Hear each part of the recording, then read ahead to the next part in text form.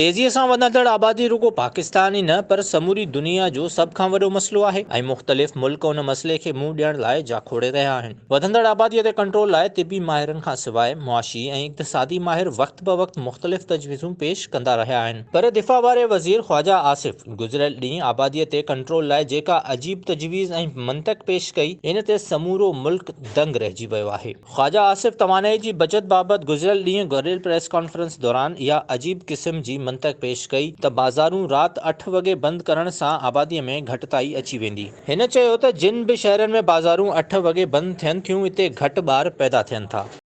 आप देखें, मैंने भाई साहब, जहाँ पे 8 बजे मार्केटें बनती हैं वहाँ पे बच्चों की जो है ना तादाद कम है पैदा होने की। आपकी कितनी एफिशिएंसी है कौम की कि रात के 1 बजे मार्केट बच्चे फिर भी ज्यादा पैदा करते हैं।